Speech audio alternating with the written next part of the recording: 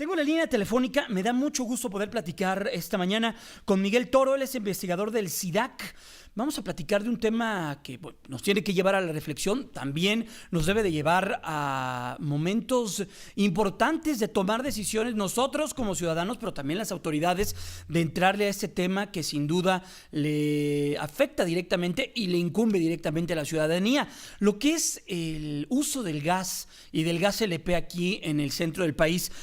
Miguel, ¿cómo estás? Muy buenos días. Buenos días, Jaime, ¿cómo estás?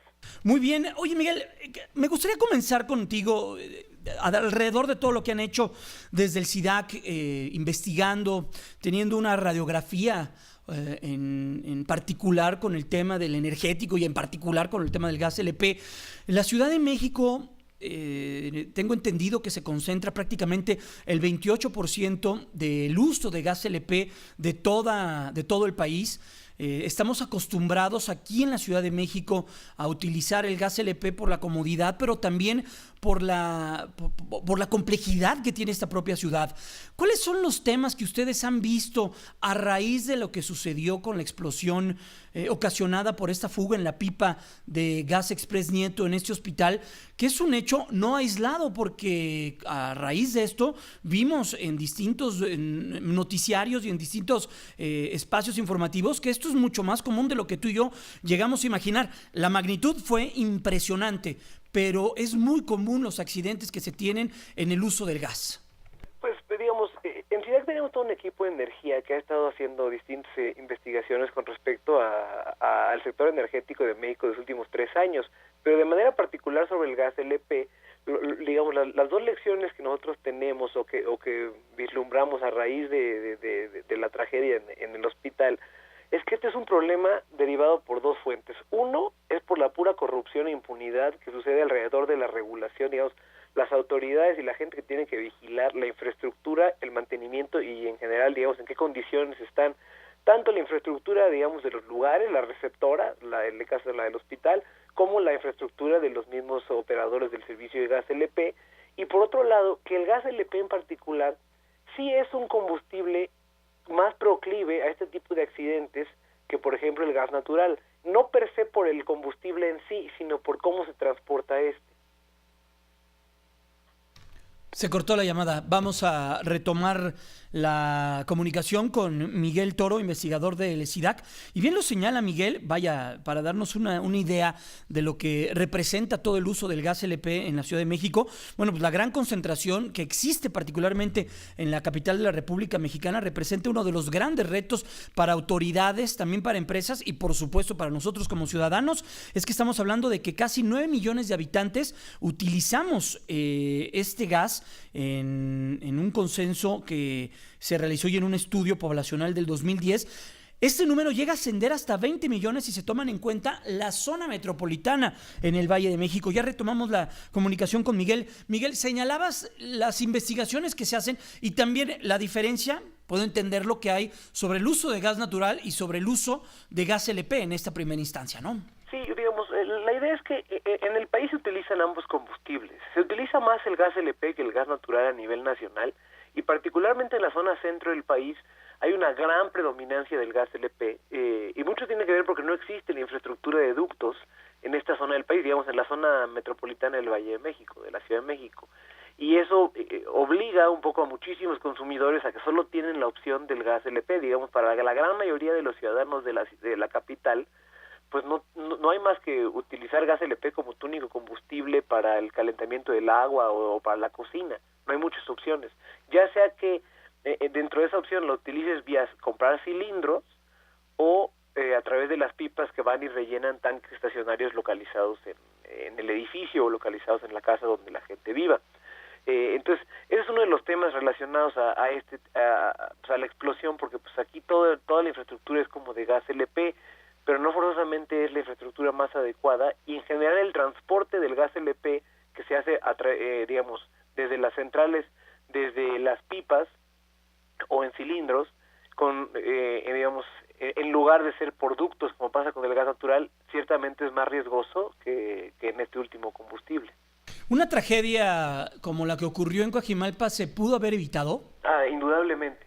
cualquiera de este tipo de tragedias que, como tú dices, pasan mucho más frecuente de lo que estamos conscientes, se pueden evitar fácilmente con mayor regulación, en el sentido de no leyes nuevas ni más estrictas, sino simplemente que se hagan cumplir, se hagan velar de forma más real, porque aunque la Secretaría de Energía tiene todo un conjunto de verificadores ahí en el piso 4 de CENER, para pues básicamente estar verificando todas estas cosas y revisar las mismas gaseras, pues muchas veces pasa que pues, a veces no se hace de la forma más correcta, ¿no? Ya sea esto por corrupción o simplemente por desidia, a veces eso en combinación con que los ciudadanos no estamos del todo conscientes de en qué estado está nuestra infraestructura de gas LP, como que nunca lo contemplamos. Es más fácil que te des cuenta que tienes una fuga de agua o que tienes la infraestructura de agua pues dañada porque no cierra una llave o cosas así, a que uno se dé cuenta de la calidad o cómo está el estado de la infraestructura de gas LP, y entonces se combinan esas dos cosas para hacerlo muy riesgoso.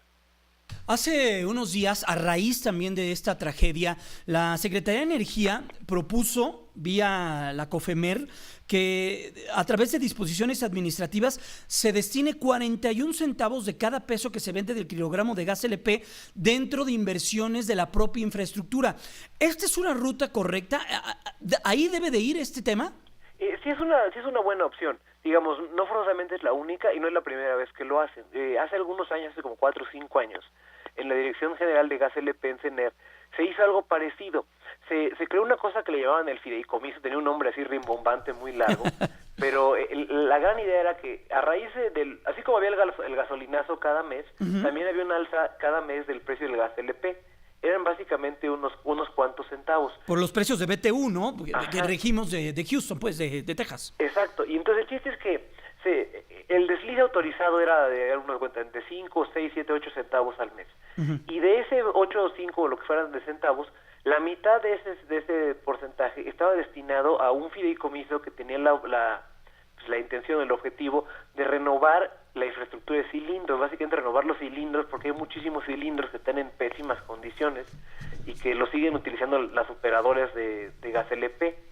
Y entonces ese era un fideicomiso donde una parte del fideicomiso lo ponía la Secretaría de Energía, o en este caso el gobierno mexicano, y la otra parte tenía que ponerlo los gaseros. Era una cosa medio voluntaria, pero aunque digamos como el 70% de todos los operadores acabaron trepando el fideicomiso, sí había muchos que tenían muchas resistencias a cambiar el equipo, porque su argumento era que era un costo que ellos no querían poner en ese momento.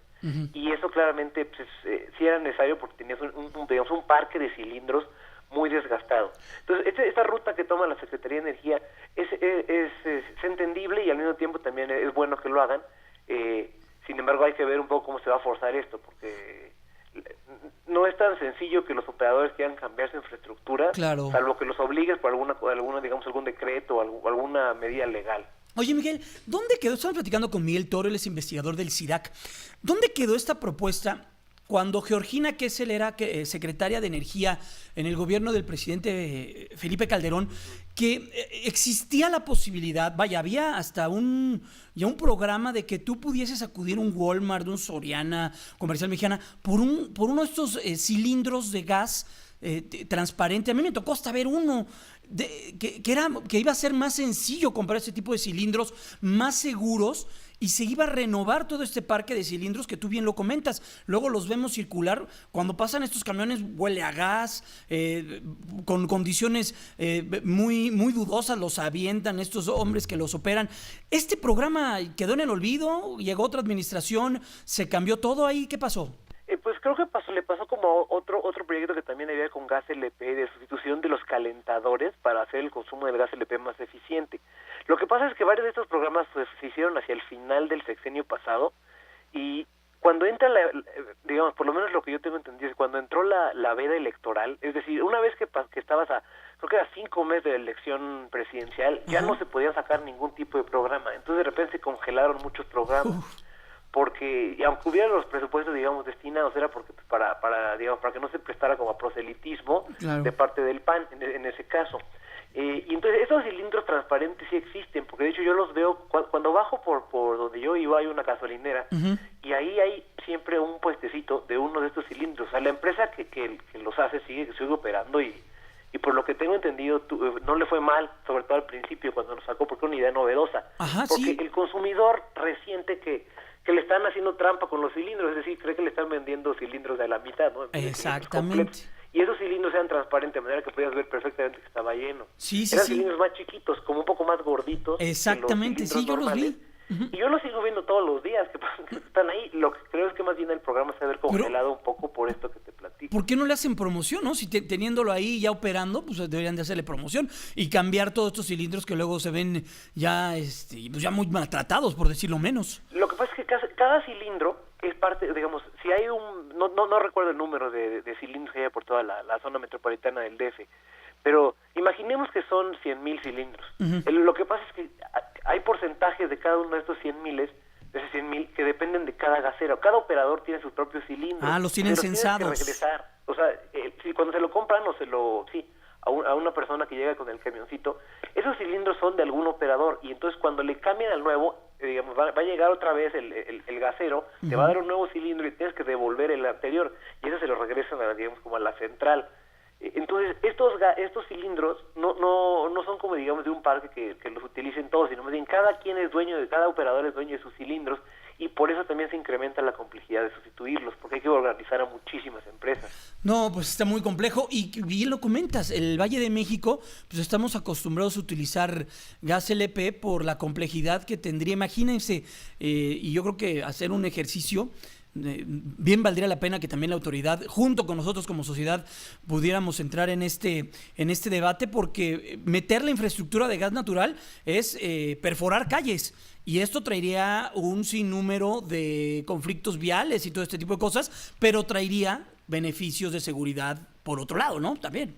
Sí, pero por ejemplo, ya se empezó un poco a implementar la red de gas natural. Por ejemplo, en Coajimalpa, irónicamente, me parece como de mediados del año pasado para acá, mira, se empezó a instalar. El delegado de Coajimalpa, Adrián Rubalcaba, hizo un acuerdo con la empresa de gas natural Fenosa, uh-huh, que es la principal gasera de gas natural de España. Sí, ellos están muy, muy bien ubicados en Monterrey. Ajá, y entonces tienen alguna presencia en el país, pero en el DF básicamente no existen, sí, claro, pues, como no existe el gas natural.